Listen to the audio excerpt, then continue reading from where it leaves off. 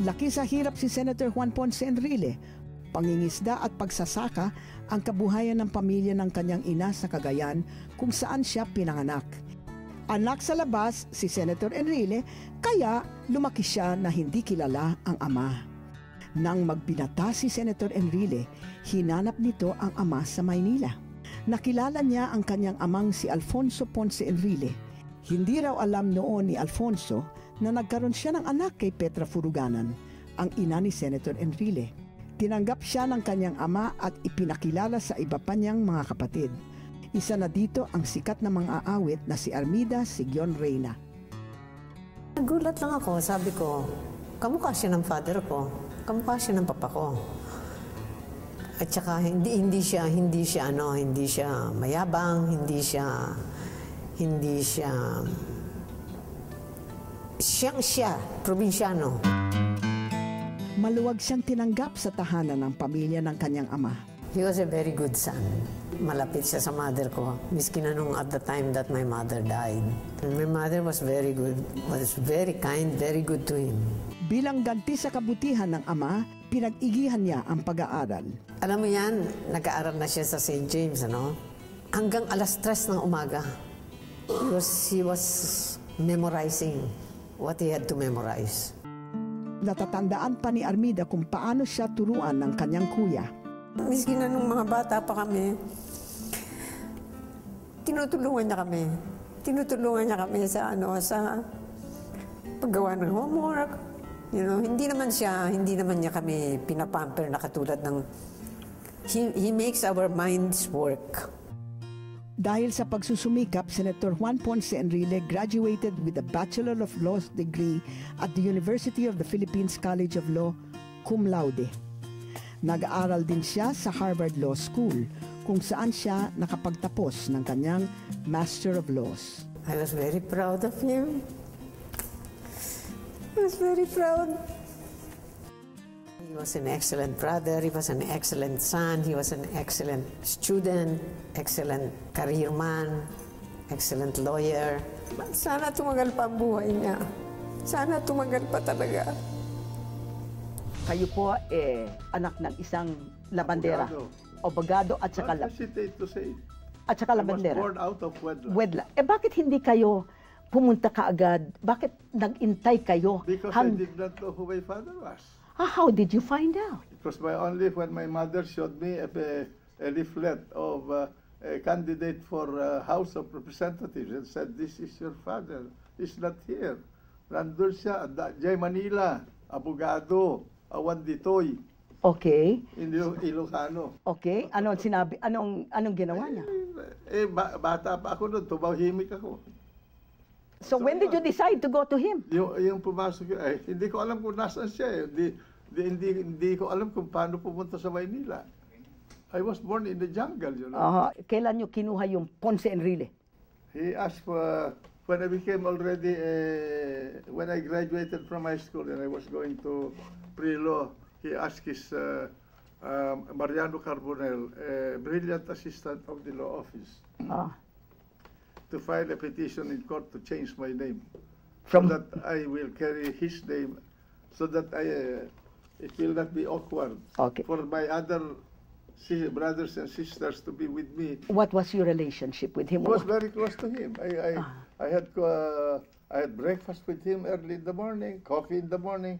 When you were young, were you a religious boy? I never went to church.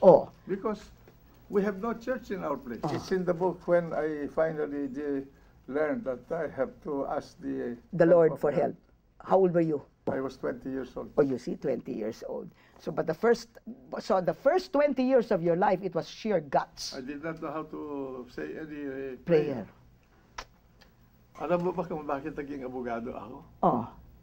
Dahil nung second year high school ako, pinagsasaksak ako ng mga anak ng mayayaman na mga miyembro ng Board of Trustees noong high school na kung saan ako ay libre na mag-aaral. Scholar ako. Bakit kayo pinagsasaksak? Gwapo ba kayo o bright kayo? Pinagdadahan ako na yung babae na katabi ko ay liniligawan ko. Hindi naman ako pwedeng lumigaw. Nakatapak-tapak lang ako. Ngayon, at saka hindi ko type siya.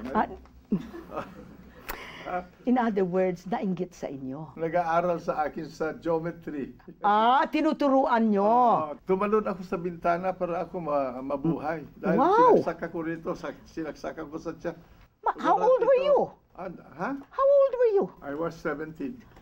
My God! Pagkatapos yung eskwela, nag-file ako ng kaso, yung juez, dinismiss ako, wala akong abogado. Pagkatapos yung eskwela, in-expel ako. Kaya, Kayo ang biktima, kayo pa ang na-expel. Naku, masakit yun. And that's when you decided that you were going to be a lawyer. nung dinismiss yung kaso ko dahil wala akong abogado. Sabi niya, ayan. Ito pala, ang mahirap, walang kakayahan na ipagtanggol. Pero alam ninyo na yung tatay niyo abogado. Oo. Na abogado de Campanilla. Hindi ko alam kung abogado de Campana o de Campanilla. Okay. pero yun ang sinabi na magaling na abogado. Oh my God, yes, he was. Kailangan pala maging, gusto ko maging inhinyero.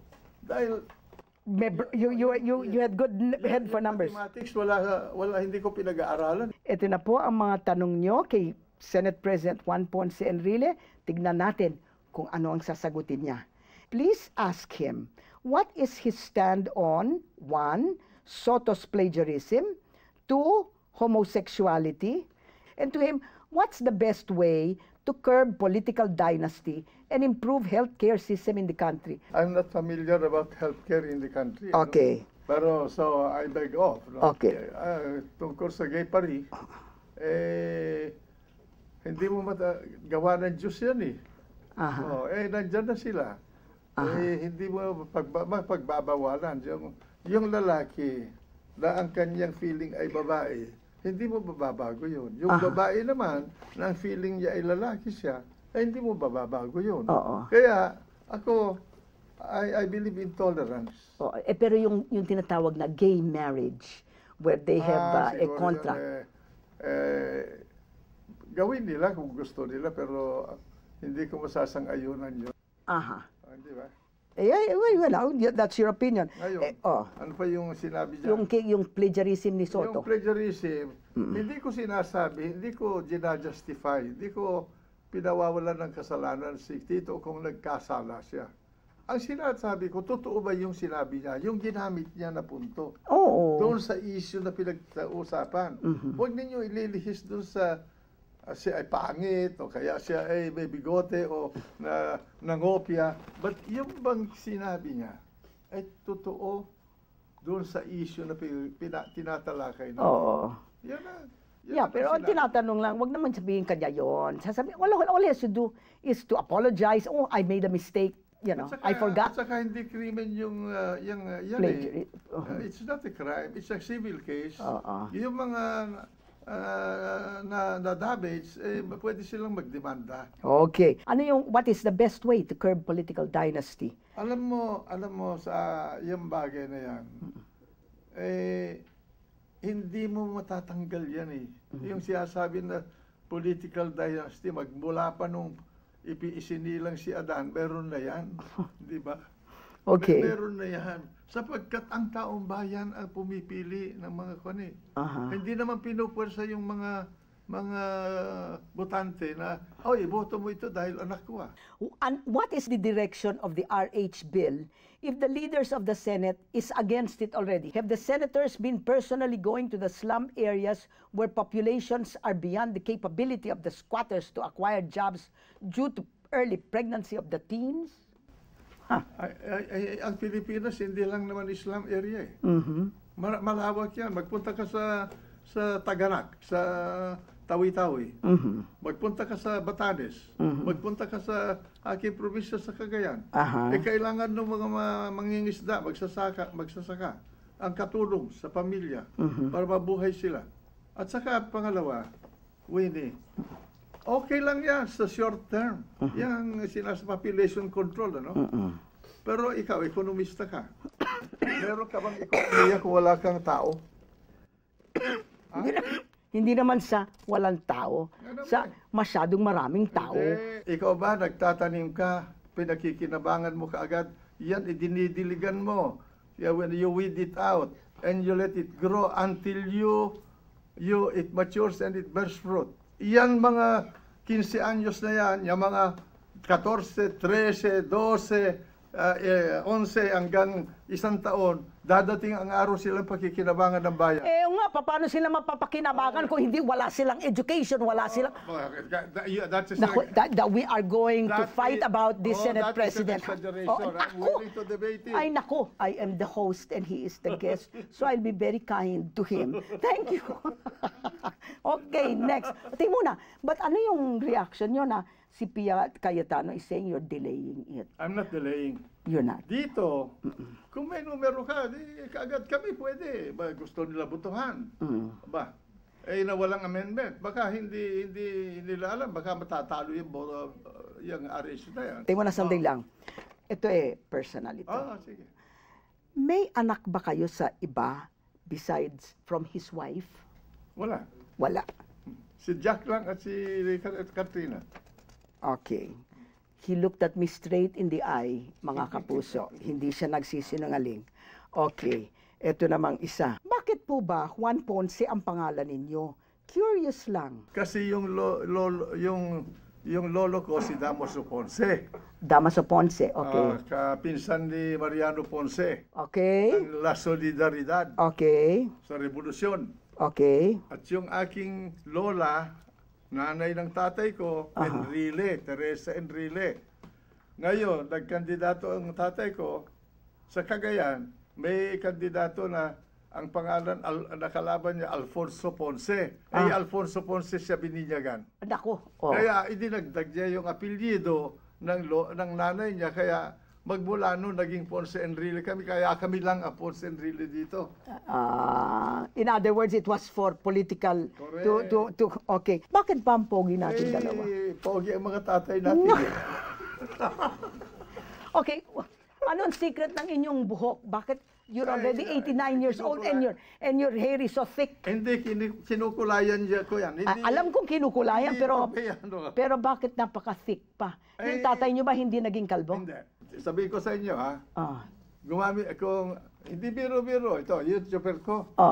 Medyo makinis na yung tuktok niya.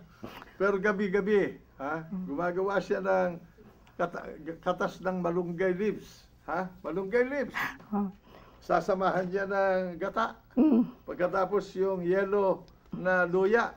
Yun, pinagsama-sama niya yung katas na yun. At yun, ilinalagay niya. Ngayon, may buhok na. Kung gusto mo naman malaman kung bakit marami nagsasabi, bakit naman bumabata ka? Tingnan mo na nga, bakit nga all of a sudden nawala yung mga wrinkle dito? Kasi meron akong doktor. Nag-inject ba siya, mga botox? Walang injection, walang botox. Anong ginagawa? Ino-oxygenate niya yung mukha mo. Pag tumatanda tayo, kulang ng oxygenation yung mukha mo, yung skin mo. Magkano yan? Admit, how much does it cost? $1,000 a session? Siguro mga Tell me $5,000. Hindi para sa atin mga kapuso, para sa mga mayayaman na abogado de Campanilla.